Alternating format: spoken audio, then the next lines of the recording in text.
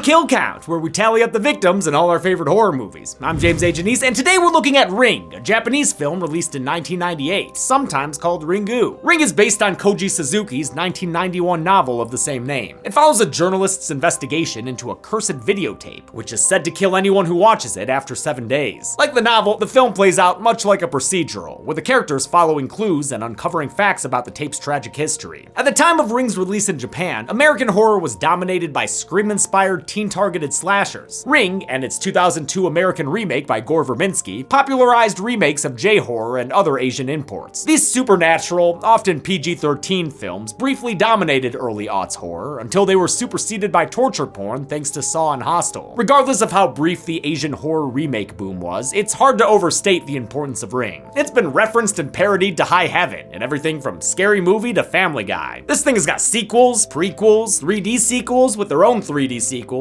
TV shows, mangas, multiple remakes in multiple countries, video games, visual novels, Dead by Daylight DLC, a Grudge crossover movie, and even some first pitches at baseball games. Yeah, I'm tired now too. Even non-horror fans are probably familiar with Sadako, Ring's long-haired Japanese ghost girl, or at least Samara, her American remake counterpart. There's no way I can cover the entire mega franchise here on the Kill Count, so for now, we're just going to look at the classic original. How many viewers will this violent VHS tape leave deader than physical media? Oh, let's find out and get to the kills. The movie begins with an oceanic title card. Get it? Title? Like the tides? It's a staticky September 5th, and high schoolers Tomoko and Masami are having a sleepover. They're playing the usual games, like guessing which one of them will be played by Pam Anderson in Scary Movie 3, and determining their favorite BNL song of the day. 今日で1週間なの。 Tomoko mentions an urban legend about a cursed videotape and reveals she saw the tape with some of her friends on a recent cabin trip. 岩田くんが変なビデオ見つけて、なんだろうってみんなで見ちゃったの。 She laughs it off, but don't tee-hee tossle too hard, ladies, because the phones are ringing, just like they say happens a week after you watch the tape. Tomoko ends up downstairs by herself where she senses an off-screen presence, which kills her by sending her into a static shock. The curse has become so well known that it's being investigated by journalist Reiko Asakawa. She's been trying to track down the origins of this urban legend for her latest story. でも今度の噂は何かしら。誰に聞いても伊豆の方って言うでしょ。 Reiko's got a precocious son named Yoichi. He's mature enough to set her clothes out and zip her up, and his interests include dinosaurs and Danny Gonzalez. Yo, that kid's cool, even if he does wear his socks high. Those are halfway to stockings, my dude. Mother and son head to Tomoko's funeral, since turns out Reiko was Tomoko's aunt. Yoichi was close to his cousin and struggles to understand her death. ともちゃんなんで死んだの？さあ、難しい病気みたいね。 Reiko's sister, Tomoko's mom, has an even tougher time since she found her daughter's body looking like she'd seen a ghost. Reiko learns that Tomoko's cabin vacation buddies have also all recently died. みんな同じ日に死んだの。陽子も智子も岩田くんもバイクで事故って。ビデオ見たから。 One of the friends, Iwata, died completely off screen, and since we never met him, I can't put him on the count. But Reiko tracks down a video of 2 of the others, and since it shows Tadahiko and Yoko's bodies, they're eligible. Just as with Tomoko, Toko was left looking, not good. こんな死に顔初めて見たよ。 Never seen a kid corpse look that scared before. And freaky faces aren't the only thing wrong with these kid cadavers. 死因は？わからない。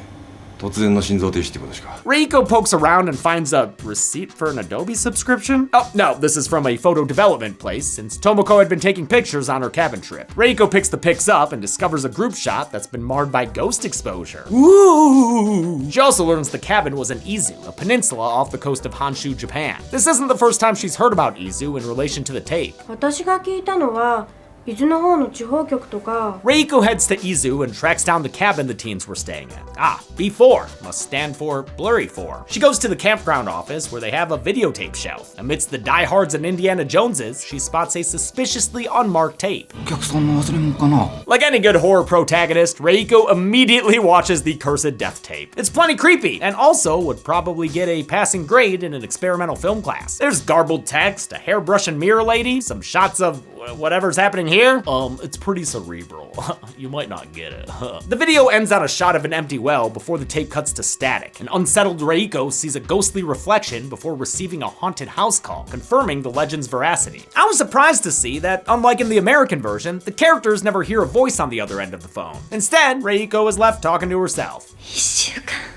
That's chaos. Ring's impact on horror is even more impressive considering director Hideo Nakata never meant to work in the genre. His feature film, the 1996 ghost film Don't Look Up, was a low-budget fundraising effort to finish a documentary. Before he could do that, he was approached by the producers of Ring, and the rest is history. And so, actually, the genre horror to me is purely coincidental. On his old enough trek to school, Yoichi runs into his estranged father, Ryuji. It's September 14th, the first day of Reiko's 7-day death sentence, and Ryuji is here to lend his assistance. Ryuji is a university professor, which you can tell by his messenger bag. He's also a psychic, which you can tell by his face whenever he enters a room. Ryuji is played by Hiroyuki Sanada, last seen on the kill count as freaking Scorpion in 2021's Mortal Kombat. You might recognize him from other stuff though. I mean, the guy's kicked a lot of ass in a lot of movies. This isn't the first time he's played opposite Reiko's actress, Nanako Matsushima. The two played lovers the previous year in the J-drama Kanakoi no Hanashi, or A Story of Love. Ryuji is skeptical about the tape's powers, but Reiko snaps a Polaroid that leaves her looking like a page out of the Mandela catalog. Naturally, Ryuji also watches the cursed tape. Y'all really gotta stop watching that tape. Ryuji doesn't get the follow-up phone call though, so he has Reiko make him a copy of the tape. Hope it doesn't have copyguard on it. Remember that? It was like that anti-piracy distortion when you tried to copy a VHS. It was all like red and dark. No? I'm just old? Okay, that's cool. On day 2, Reiko investigates the tape's origins, while Ryuji investigates her parenting. 陽一はいいのか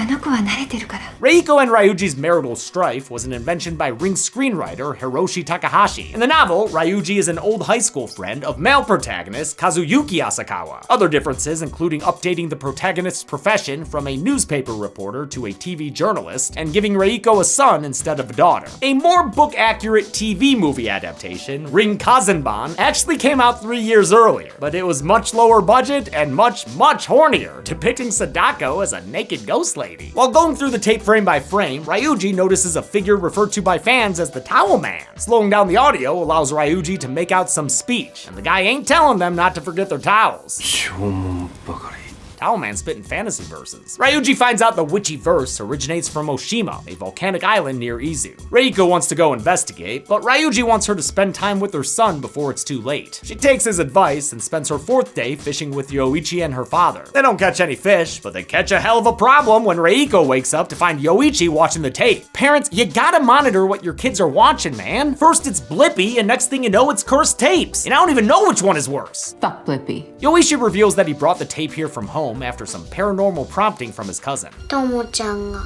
見ろって With their son's life on a time limit now, Reiko and Ryuji take a boat to Oshima Island. Earlier, Ryuji learned the tape's mirror madame is Shizuko Yamamura, a local psychic who became famous after predicting a volcanic eruption. According to Ryuji, Shizuko was experimented on by Dr. Ikuma, a scientist studying the existence of ESP. Ikuma was ultimately fired in disgrace, while Shizuko threw herself into the island's volcano? What? We don't see it, but since we've seen Shizuko in video form, I guess I'll go ahead and count it as a kill. Sure. The exes travel to an inn managed by Shizuko's living relatives, where they find the mirror from the tape. Oh my god, I've never met a famous mirror before! Shizuko's cousin Takashi refuses to answer their questions, but his daughter-in-law is more forthcoming with photo evidence. With Reiko running out of time, Ryuji confronts Takashi on the beach, having surmised his role in his cousin's exploitation. 生駒博士を呼んだのもあんただ何を言うあんたは静子で金儲けができると思う When Ryuji grabs the old man, he's sent into a psychic flashback, which pulls in Reiko and the audience to watch along. They're blasted back to a black and white demonstration of Shizuko's psychic powers.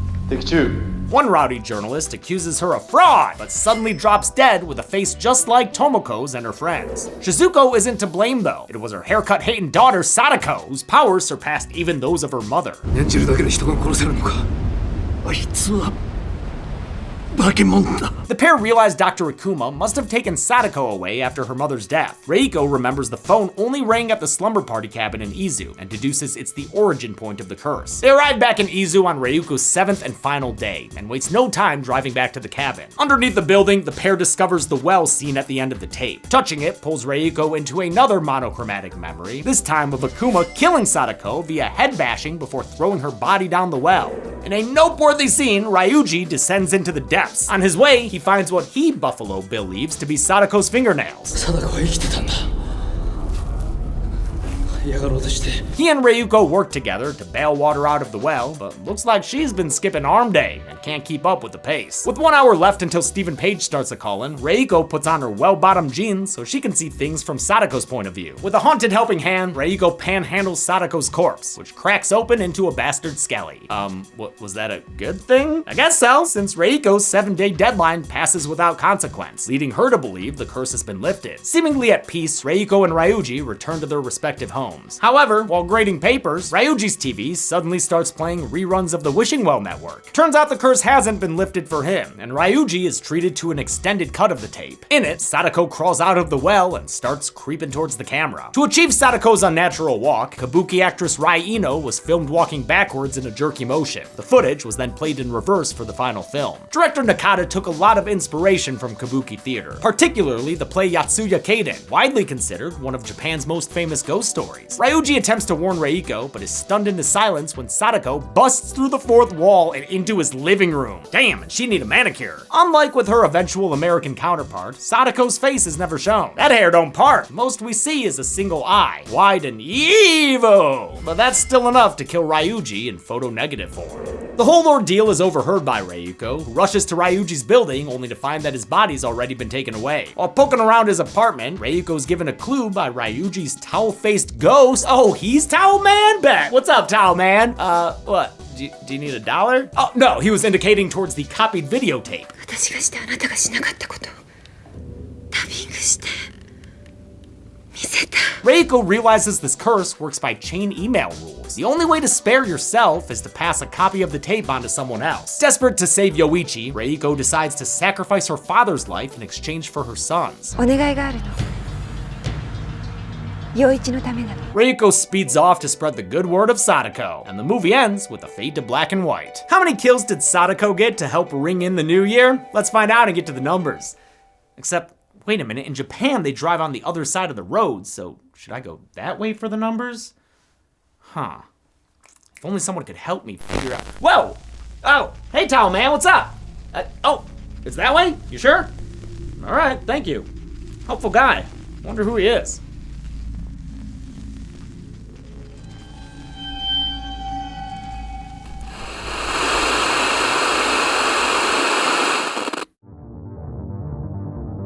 I counted 7 kills in Ring, 1 for each day of the week.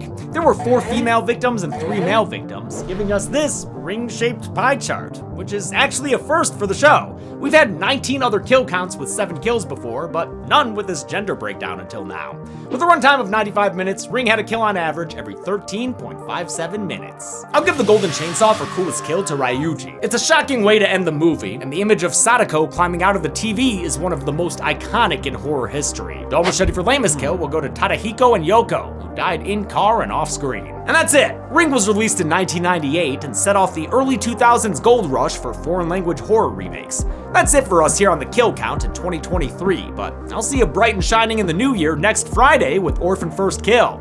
Until then, I'm James A. Janice. This has been the Kill Count. Thanks a lot for watching this Kill Count for Ring. Unlike the past 3 years, we are not going to be taking any breaks in January for the Kill Count. We're just gonna keep on going with weekly episodes for you. In fact, my goal is to have a Kill Count every single week in 2024. That's right, at least 52 kill counts, that's not including when we double up. So keep an eye out because we're also gonna be trying to cover the most requested movies. And if you wanna request a film, make sure you email it to deadmeatmovies@gmail.com. We've also got some really exciting other stuff coming for you in the new year. We're gonna have the second Horror Royal Rumble in January, They Talk Season 2 in February, the 3rd annual Dead Meat Horror Awards in March, and right after that, the premiere of a brand new series, Production Tales from Hell, written and hosted by our friend Chauncey K. Robinson. I'm super thrilled for it, and I hope that you are too. So have a happy new year, and be good people.